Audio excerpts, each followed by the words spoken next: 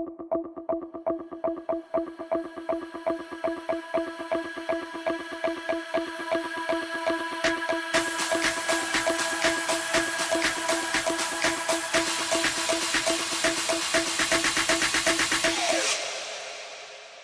hello, everyone, and welcome back to the Stephen King podcast. This is bonus episode number 15, and I have a returning guest this time, and that happens to be Craig DiLouie. Hey, Craig, how you doing? I'm good, Lou. How about yourself? Not too bad. You were well. Thanks for having me back. You're most welcome. We had you back on last year, and you were talking about your novel, One of Us. Now you have a new one coming out, which seems to be very timely and prescient, but we'll get into that in a few minutes. But why don't you just set up for everybody who you are, what you're all about, and what kind of stuff you write? Well, hi, everybody. My name's Craig, and I'm an American-Canadian author of speculative fiction. I write horror, fantasy, sci-fi. I have a self-pub series of World War II thrillers, and living the life, just enjoying it. Okay. It's a great journey that I'm on with this writing, and it's just fantastic. Cool. Well, how would you classify, what genre of writer are you? Well, speculative fiction would be the catch-all, but I write in a number of different genres. I kind of cut my teeth on zombie fiction back in the day, back when zombie fiction was just getting big and there were maybe 40 of us writing it. And then that genre just exploded. And it was really good for my career to kind of take me to the next level with an agent and getting into big 5 publishers.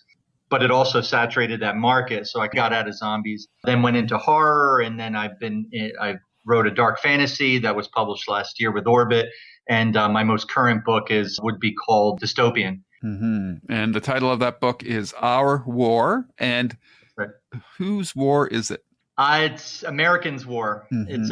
It's a second Civil War novel, and it's about a group of people in Indianapolis, an ensemble cast that shows how the war affects different people of different political stripes and different ages and just general types of people. And yeah, it's a very powerful book about the polarization of America and the tribalization of politics and what the possible consequences of that might be. Right. And given the current political climate in the United States today, your book seems very prescient. How far back or how many years ago did you have this idea? I came up about a year and a half ago, mm-hmm. and I kept seeing, well, I've been politically aware for a long time, and right. have been seeing an alarming rise in extremism in politics in the United States. That's sort of coming to a head now. And then I started to see, notably among the right, calls for civil war, or that we're in a civil war, and that there are stages to the civil war, and that these stages are progressing. And I found that very alarming. And I imagined, and part of the threat for them was, if Trump's impeached, we're going to take up our guns. Mm-hmm. And I thought, well, okay, what if that happened? What would that look like exactly? And the result was I determined, or at least I believe, that such a civil war would not look like the last civil war of the 1860s. It would look a lot more like Bosnia in the 1990s. Right. The political polarization in the United States isn't around an issue like the institution of slavery that divided the North and the South right. into different coalitions, into different blocs. The main source of the polarization today is really about narratives. I live in this reality, you live in that reality. Which reality is right? And whose America is the real America? And whoever wins that fight gets to make their reality true. And so I determined that a war would look a lot more like Bosnia than America in the 1860s. In Bosnia, it was more city versus country. And I think in America, if you look at the same political lines, the voting maps by county, not by state, you can see where the battle lines will be drawn. You have these very, very blue islands in a sea of red. Right. And so the war could potentially be fought along those battle lines, which means that the war would be everywhere, everyone would fight, and really no one would win. Right. So one of the things that I try to stay away from in my podcasts at any point in time, well, there's three, I guess, is religion and politics are two of them. Yeah. But your book is obviously very conceived based on political events. Did you adopt a certain stance on which side of the book it is, or are you trying to show a balanced approach to both sides in this novel? Yeah, I wanted to show a balance. Okay. I didn't think the world needed another wish fulfillment book about people resisting the other story. Right. Telling their story and resisting the other story. A lot of Second American Civil War books are more, they tend to be more conservative, and a lot of times it's wish fulfillment. There's a plucky band of American patriots and they're using their God-given rights to guns to fight some Marxist dictatorship. And I didn't want to tell a story like that. Right. I didn't want to tell a story going the other way either. I just didn't think that would be servicing the truth. And the truth is hard to hear. So what I wanted to do with this, even though I have very strong political beliefs, I kept myself out of the book and to let the reader think and feel for themselves. And that's my target market, not someone whose mind is so made up they can't hear anything else and it upsets them. It's for people who are as baffled and anxious as I am, and I think millions of people are, at the way things are going in the United States. Right. And so the book attempts to be very even-handed. You have characters on both sides of the divide and characters in the middle. So you get a palette of political beliefs. And the main characters are also, two of the main characters are also brother and sister who are minors. Mm-hmm. And they end up in opposite militias fighting as child soldiers. And so to them, the politics is all gibberish, and they are fighting for much more simple things. Okay. Belonging or family or safety and ultimately themselves and each other. When you write a book like this, just like with your podcast, I mean, it's always a risk, and you're going to have some people who are going to see a narrative or something that upsets their narrative, and they're going to get upset, and you're going to pay for that in reviews. But that's a risk I'm willing to take as an artist for a story that I think is true and worth telling. Right. That's very. I just finished reading The Kite Runner, so I don't know if you've read that book, but it's about a boy and a half brother, or he finds out that it's a half brother. Spoilers for anybody who hasn't read the book; it's been out for a long time. But so there's all this very personal story of these two siblings. Takes place against all this stuff that's going on in Afghanistan and whatnot. I'm guessing that you've taken a similar approach with your book. Sounds like if you have a brother and sister on opposite sides of the fence. Yeah, the use of that shows the real victims of the war, right? Which are any kind of conflict like this, any kind of civil war. You have countries like Syria and anywhere around the world. The real victims are going to be the innocent, right? And another thing I wanted to show with two of the protagonists being child soldiers was to highlight the use of child soldiers, because there's hundreds of thousands of these kids fighting all over the world, which is just horrible and an amazing fact to consider. Yeah. So you've got these two kids on the other sides of the fence. What are the sides called in the book? Like it's not north versus south, is it? It's what is it? Coast versus interior or something? I don't know. Well, they're called different things in their nomenclature. Right. You have the conservative side is called the Reds, and the liberal side is called the Blue. But they call each other different things. Okay. The conservatives in the book are the rebels, even though they're supporting the president who was impeached and indicted. Mm-hmm. They consider the liberals rebels, but they call them libs. They call themselves patriots. The liberal side, depending on how radicalized they are, they can consider the opposite side the Reds, or they can call them fascists. Mm-hmm. So all sorts of, it's just more names, right. Lots of different labels, lots of different names. But another inspiration for the book was the Spanish Civil War, where you had the conservatives, and then within the conservatives you had nationalists, you had monarchists, and then on the liberal side on the Republican side you had socialists and liberal Democrats, you had communists, and then you had centrists.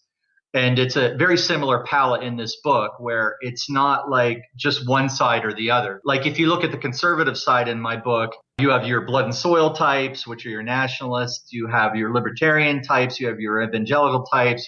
And then you have your patriot types, who are more like guns and liberty. And those are the ones that I end up focusing on in the book. Mm-hmm.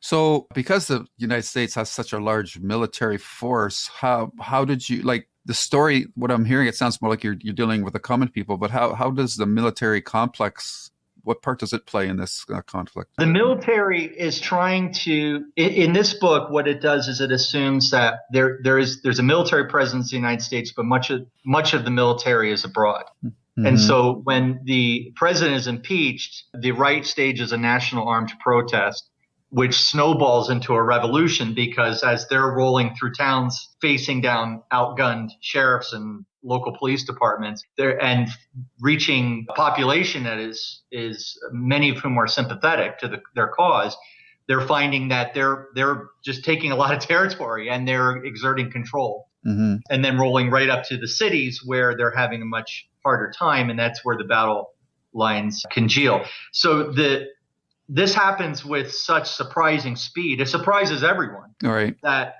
these militias are able to achieve these successes so quickly. And then on the other side, police departments resist, and then local neighborhoods, people just start forming basically armed gangs that evolve into their own militias to defend their cities. Wow. And so that's how the battle lines end up being drawn. The military, their reasoning in my book is that they don't want to have any part of this. They invade a part of Maryland as an experiment, and both sides end up fighting. And so they don't want to. Whose side would they take? Right. How would they instill order? Like it would be bloodbath, and they have no taste for shooting Americans, and they're afraid of their own ranks as well, because you have people in the military who are liberal and conservative. Right. So their role is more to pressure the opposing sides, which is in this case is Congress and the president, to continue the peace talks in Ottawa and reach a diplomatic solution to the war, so they don't have to come in with all their guns. And then meanwhile, what the military is also doing, the National Guard in Indiana, where the book takes place, around Indianapolis, what they're doing is maintaining a buffer zone or a safety zone around the airport so that emergency aid can continue to come in and feed the people of Indianapolis to prevent famine. And so that's what their role is. And they're sort of getting shot at by both sides.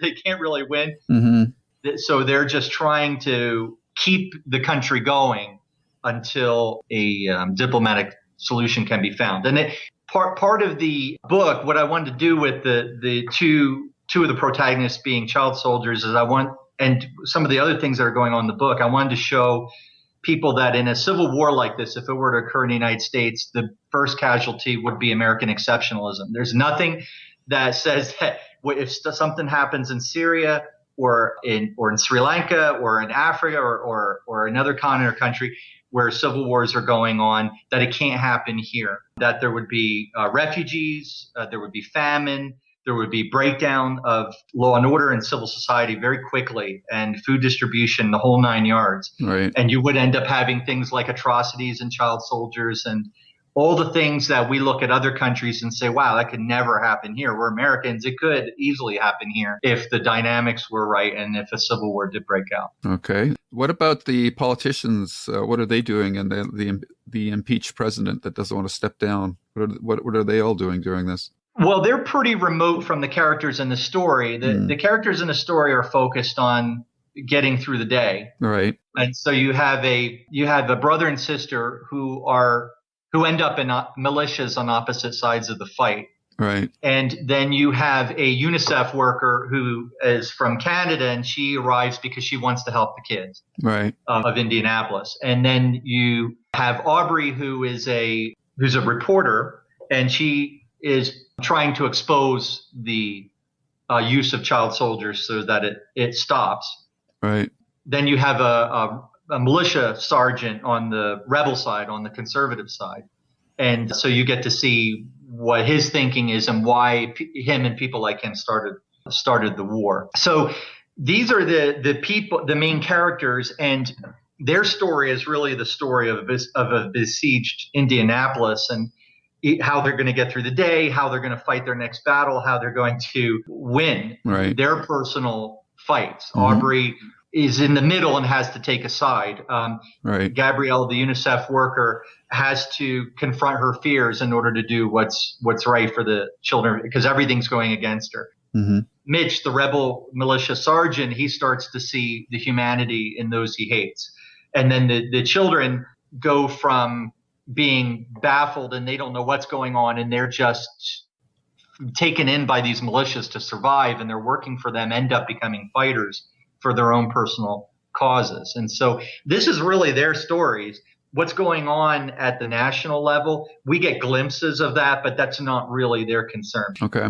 But as the author, I can tell you, what the president's doing is he's looking, his name's President March. And what he's doing is he's looking at the country saying, well, every time we get a gain, I get a bargaining chip at the peace talks and I can get what I want.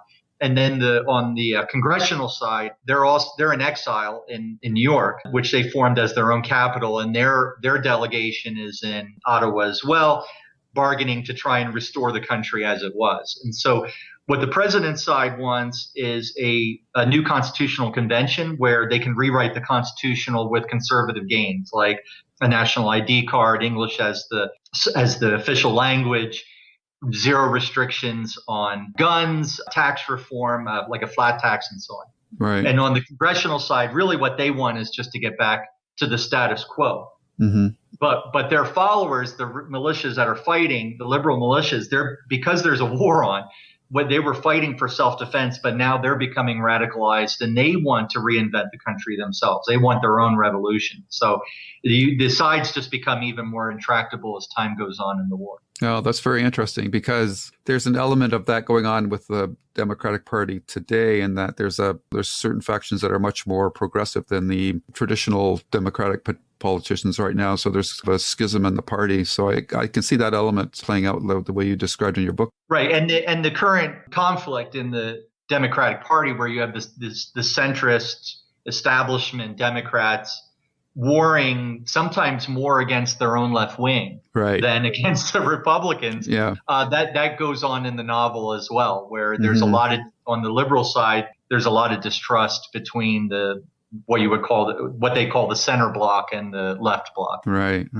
So it must have been interesting for you to be writing this book during current events, because once Trump got in, the news feeds were like every day there was some new level of occurrence of something you thought this is impossible, but it just kept on getting more and more absurd every day. I'm wondering, did you go to yourself, man, I was really pushing this out there, but these guys' fact is stranger than fiction. I just can't go to the level that what's going on in the local or the everyday news channels? Yeah, if I wrote a novelization of the last couple of years, people would have just thrown it out as completely ridiculous. Exactly. Fabrication. Yeah, exactly.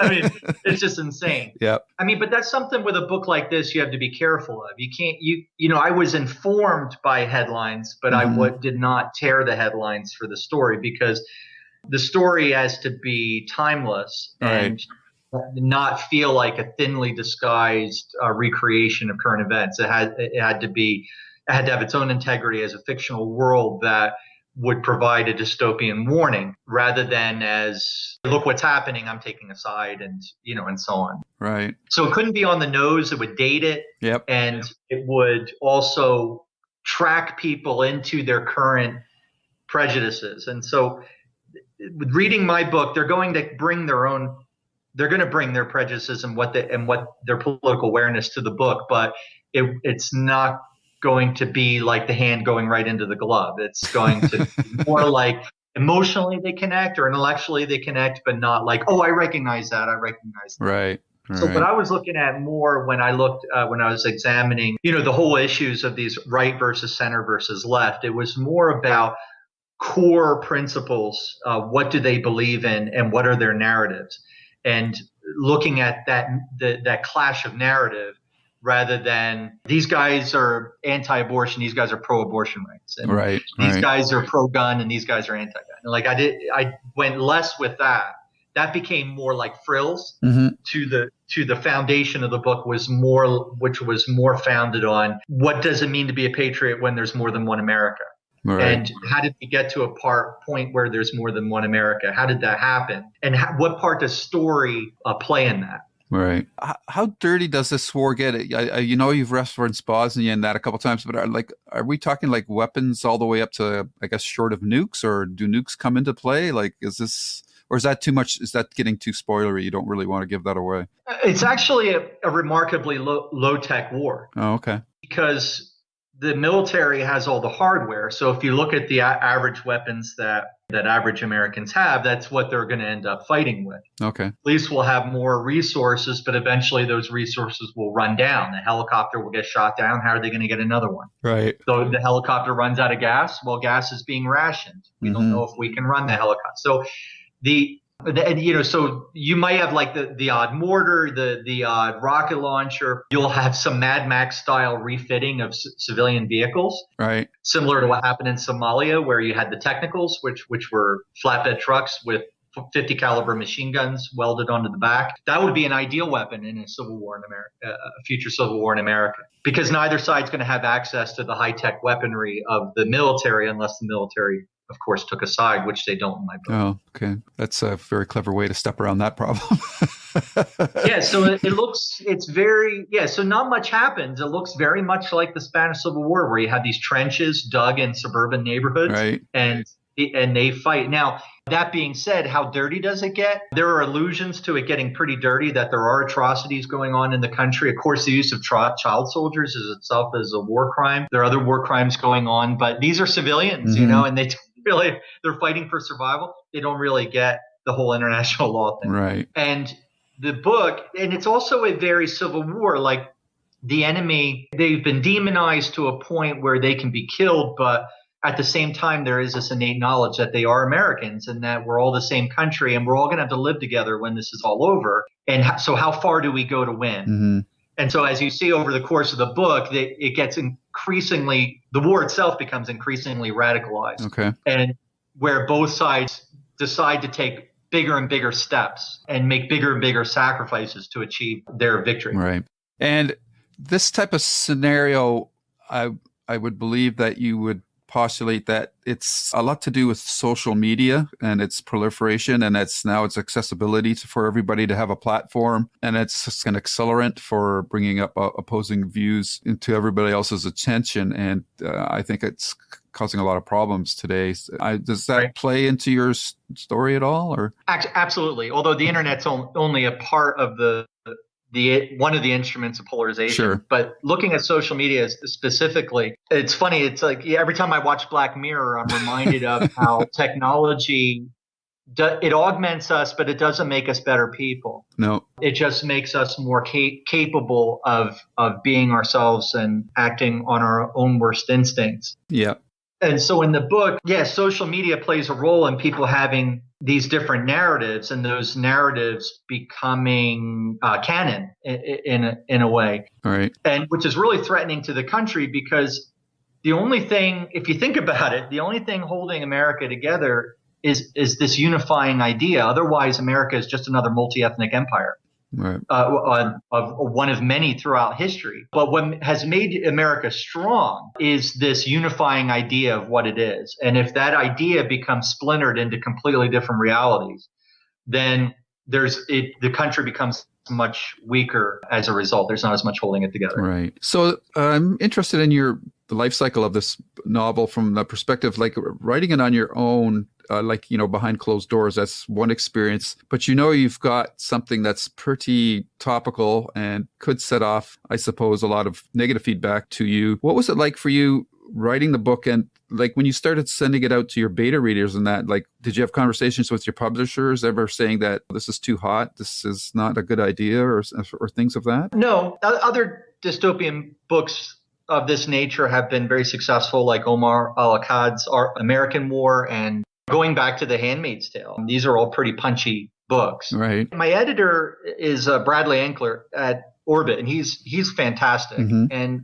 is really great to work with. And he and I discussed some of these issues. And he, in the end, I had to do some tinkering here and there. But overall, he said, okay, you made a really good faith effort to be fair. Mm-hmm. But, when you try and be in the middle, that just means everybody gets to attack you. And so you never know what's going to happen with a book like this. The book has been praised in reviews for being even-handed, but there was like one Goodreads review where somebody just freaked out, like because I was picking on the right, and so Yeah. So they just ignore all the where I don't want to do this whole a pox on both your houses. I think that's a really safe, easy way out in today's political environment. Mm-hmm. But as the author, I kind of had to do that. Right. To an extent. But the way some people will interpret that is if you're saying something, if I'm on the right and I'm pretty extreme and you're saying something about the left, fine. Well, you should. But now you're saying about something about the right. Oh my God, you can't do that. That hurts me in some way. Right. And so they freak out. And so that's a risk you have to take. But again, my alternatives were to either water it down. Like if you look at American War by Omar al-Khattab, which is a fantastic book, but it's set way in the future. Mm-hmm. And it doesn't touch on, people praise it as a Civil War novel, but it's really had little to do with today's America. Right. It's really a fantastical future war. I didn't think that was the book I wanted to write. I wanted to write a book for our moment. Right. That was also a dystopia to say this is what could happen in the future, with dystopia having its primary purpose being to serve a warning. And how people react to that, you never know. But that's a risk you have to take as an artist if you have a certain story you want to tell and you think that story is truthful. Right. So you ever hear the expression "speak truth to power"? Well, you take consequences for that, and sometimes you speak truth to everybody else, right? Not power, and you have to take your consequences for that as well. And so if I get dinged on reviews because someone's political feelings are upset, I can't really do anything about that as an author. Right. I can only tell the best story I can and tell what I think is the truth and let people judge for themselves what the result is. Okay. Again, I'm just curious, what was their first reactions from some of your beta readers? I don't really use beta readers. Oh, okay. My editor is my beta reader. Ah, okay. I feel like if I'm making him happy, then I'm doing my job. Okay, that's unusual. I think most people have beta readers. I was just curious. That's all. So I have a funny feeling about beta readers in that it's really hard to find what you would call that ideal reader. Right. Yeah. Writers tend to get other writers to read their books, which is fine because writers are also readers. But because they're writers, they have very strong prejudices, and they can pull the book in different directions, and you can end up rewriting it, and find new beta readers who then won't be happy with it. And then you find new beta. You know what I'm saying? Yeah. That's a rabbit hole. I find it a rabbit hole, to be honest with you. That's very interesting. So for me, I've had some success instead finding a reader who's an real reader, who's an ideal reader, someone who's right in your target market. But for a book like this, it's not going to be read always by my target market. So right. It's impossible for this book to make everyone happy. Right. So I decided to just avoid it and make my editor happy, which was better for me. Yeah. And let the editor, it's his company has to back my product, artistic product. And so I felt if they were comfortable enough with it as a hugely experienced and profitable and excellent, quality-wise, excellent publisher, that I felt like if I was making him happy and them happy, I was doing a good job, and I would be serving the reader, even if it weren't all readers. Right. Your book came out on August 20th. I see you've gotten a lot of good reviews and some highly respected sites like Publishers Weekly, Kirkus Reviews, San Francisco Review of Books. You're getting very positive reviews. You always have to take those with a grain of salt, but you must be feeling somewhat gratified that the response generally seems to be pretty good. Yeah, I like that it's not just getting good reviews, but it's getting what I would consider extremely good reviews. Right. Now, with Publishers Weekly, that's hard to get an extremely good review. Yeah. Them being Publishers Weekly. But the other ones, extremely good reviews, like that people are, it's like really hit some button inside them that was waiting to be hit for a long time. And that's really gratifying to me as an author. When you write a book and you'll get your collection of reviews and you hope that the majority of them are good and then some are okay and then some hate your guts, and that's how it goes, right? Right. But the ones you always hope in the majority that are good that there will be those that shine out to you as an author, and where the reader says, you know what, I was right in your brain and I totally get it, exactly what you were saying and what you were going for. Right. There's nothing more gratifying. Yeah. For an author, I mean, you can get 1,000,000 5-star reviews and somebody says, yeah, it was good, I liked it, it was really fun. That's great. But then when those few pearls come out and they say, I really got what you were saying here, and I'm going to expand on your theme because I was thinking about it and I reflected on it and it really affected me. It changed. You know, Nietzsche says a single sentence can change your whole life. Yep. And if you can find a book, that one book, it can change your life in a way. It just changes your perspective. It makes you think. You look at the world a little bit differently. Those are the books I really want to write. Yep. And when I see that kind of feedback, that I'm actually succeeding, at least with some of my readers, it's so gratifying. Yeah.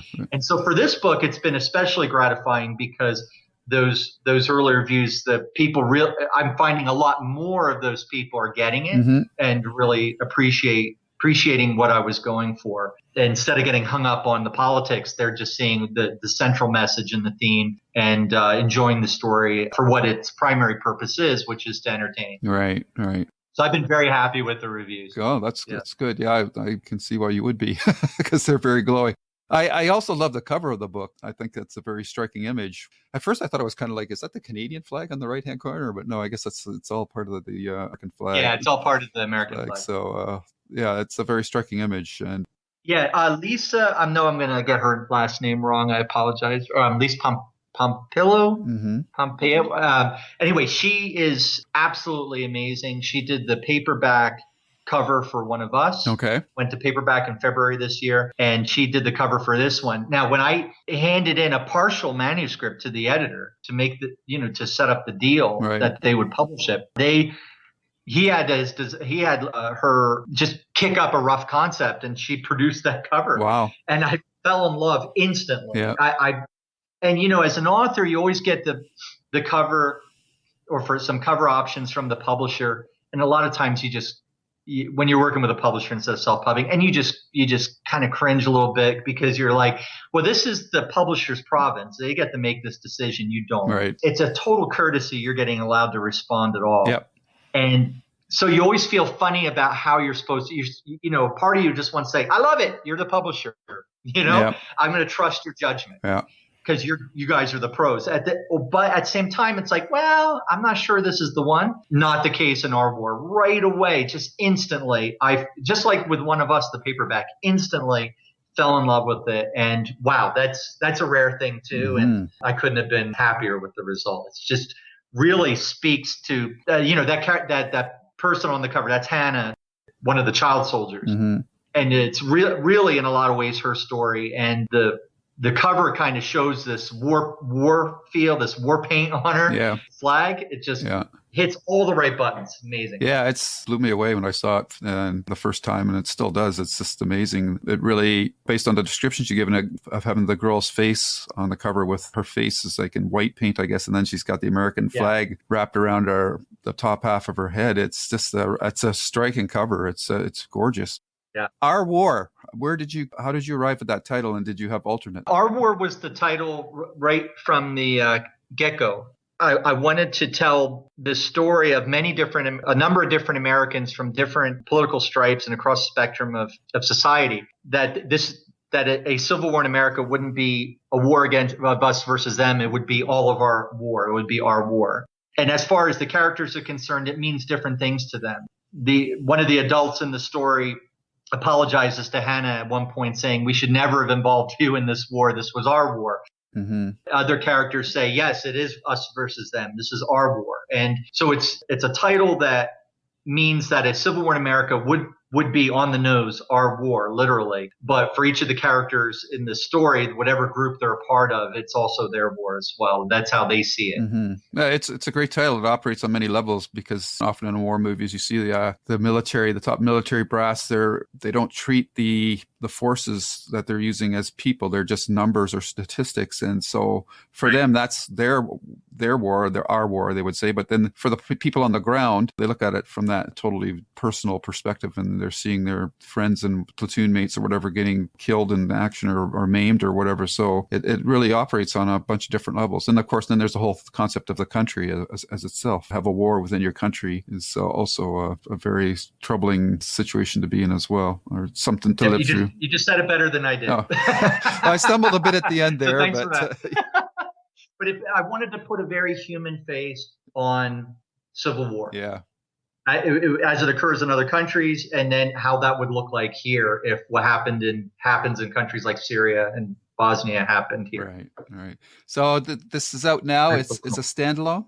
Yes, that's right. So there's a definitive end. There's no cliffhanging possibilities of a sequel? Oh, there's always a sequel. As an author, you never say never, depending on sales and publisher interest. Right. But generally, for a publisher to go for a sequel, it has to be stellar sales, which remains to be seen. Right. But yeah, that story definitely could continue. Mm-hmm. Okay. With at least with the characters. Some of the characters, they're completely done, but other characters could continue in this. Cool. Like I could see this on Netflix or Amazon Prime or something like that, potentially. Well, there was a TV show about a civil war in America, and it got canceled very soon after Trump was elected, and I think they were just afraid it was too politically charged. Right. So right.